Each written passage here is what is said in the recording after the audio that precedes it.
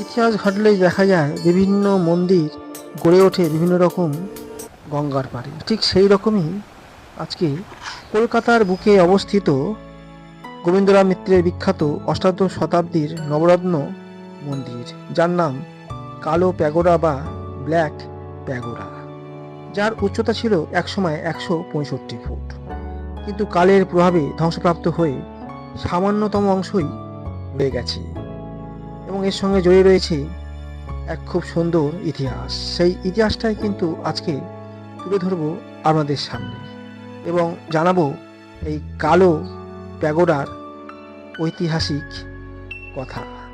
এবং সেই যুগে এই মন্দিরটির রং ছিল কৃষ্ণবর্ণ, সেই জন্যে ইউরোপীয়দের কাছে এর নাম হয়ে ওঠে কালো প্যাগোডা।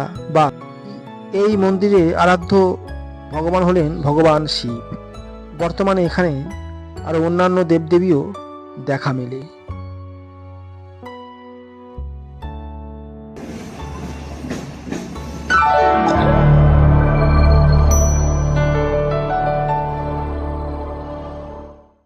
ওয়ান্ডার ট্রাভেল ইউটিউব চ্যানেলের পক্ষ থেকে আপনাদেরকে স্বাগত জানাই বন্ধুরা। আপনারা দেখতেই পাচ্ছেন আমরা কিন্তু প্রায় ৩০০ বছরের প্রাচীন ব্ল্যাক প্যাগোডা মন্দির ঠিক সামনেই কিন্তু এখন চলে এসেছি।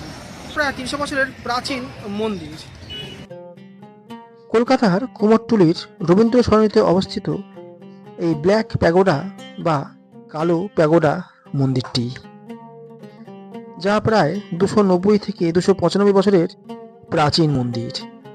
রাস্তার থেকে দেখলে যা প্রায় বোঝার উপায় নেই। এটি একটি নবরত্ন মন্দির, যার উচ্চতা ছিল একসময় ১৬৫ ফুটেরও উপরে। এত উঁচু চূড়াটি নাবিকদের জন্য পথনির্দেশক হিসাবে কাজ করত সেই সময়। অর্থাৎ মন্দিরের অদূরেই রয়েছে কুমোরটুলি ঘাট, অর্থাৎ বিশাল গঙ্গা। সেখানে সেই সময় বইত বিভিন্ন রকমের জাহাজ, স্টিমার এবং নৌকো। যাতায়াতের জন্য নাবিকরা সেই সময় ল্যান্ডমার্ক হিসেবে ব্যবহার করতেন সুউচ্চ এই মন্দিরের চূড়াটিকে, এবং খুব সহজে ওনারা পাড়ে চলে আসতে পারতেন। ১৭৩০ থেকে ৩১ সালে ব্ল্যাক জমিদার নামে পরিচিত গোবিন্দরাম মিত্র এই বিশাল মন্দিরটি নির্মাণ করেছিলেন, যার উচ্চতা ছিল তখন ১৬৫ ফুটের কাছাকাছি।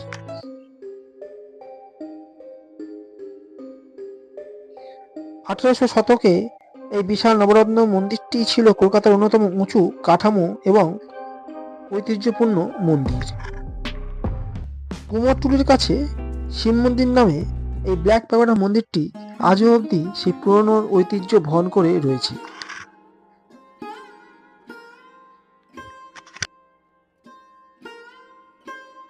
মন্দিরটি নির্মাণের পর ১৭৩৭ সালের ঘূর্ণিঝড় ও ভূমিকম্পের ফলে ক্ষতিগ্রস্ত হয় এবং ১৮১৩ থেকে ১৮৪০ সালের মধ্যে এর মূল চূড়া ভেঙে পড়ে। যদিও মূল গঠনটি হারিয়ে গেছে, তবে সামান্যতম অংশ এখনও কুমোরটুলির কাছাকাছি এই মন্দিরটি অবশিষ্ট রয়েছে। এই মন্দিরের মূল ভগবান শিবের আপনার মন্দিরটি নির্মাণের পরে এর রং ছিল অনেকটা ধূসর বর্ণের, সেই জন্য ইউরোপীয়দের কাছে এই মন্দিরকে ব্ল্যাক প্যাগোডা বা কালো মন্দির নামে পরিচিত পায়।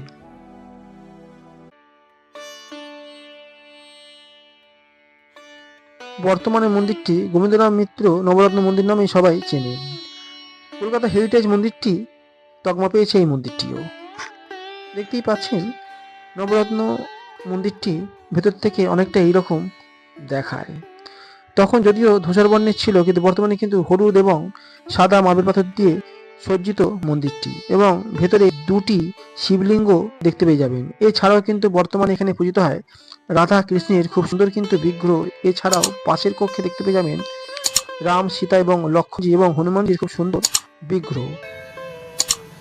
এবং পাশের কক্ষে রয়েছে জগদ্ধাত্রী মায়ের খুব সুন্দর বিগ্রহ, যা দুবেলা সকাল সন্ধে খুব আড়ম্বরের সঙ্গেই পূজিত হয়ে থাকে।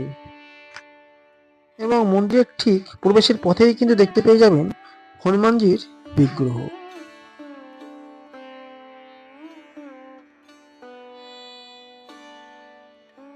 এবং দুটি শিবলিঙ্গের মধ্যে দেখতে পেয়ে যাবেন প্রথমে একটি শিবলিঙ্গ বিরাজমান এবং আরও একটি শিবলিঙ্গ রয়েছে মন্দিরের একেবারে ভেতরের কক্ষে। মন্দিরটি দুপুর 12টা সাড়ে 12টা পর্যন্ত খোলা থাকে এবং বিকেল 5টা থেকে রাত্রি 9টা পর্যন্ত খোলা থাকে।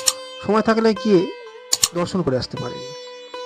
এবং এর যে উচ্চতাটা সেটা কিন্তু পূর্বের উচ্চতার মতন এখন বর্তমানে কিন্তু সেই উচ্চতা কিন্তু এখন আর দেখা মেলে না এই মন্দিরটিতে। 300 বছর পূর্বে ব্ল্যাক প্যাগোডা নামে যে মন্দিরটি ছিল সেই মন্দিরটি এখন অবধি কিন্তু রয়েছে এই রকমভাবে, চাইলে গিয়ে দেখে আসতেই পারে। আজকে এই পর্যন্তই, ভালো থাকবেন। নেক্সট ভিডিও নিয়ে হাজির হচ্ছি কোনো একটি নতুন ভিডিওর সঙ্গে। কিভাবে আসবেন? ট্রেনে করে এলে আপনাদের নামতে হবে শোভাবাজার, এছাড়াও আপনারা যে কোনো বাসে করেও চলে আসতে পারেন। কুমোরটুলি গঙ্গার ঘাট, তার ঠিক আগেই পড়বে এই ব্ল্যাক প্যাগোডা মন্দিরটি।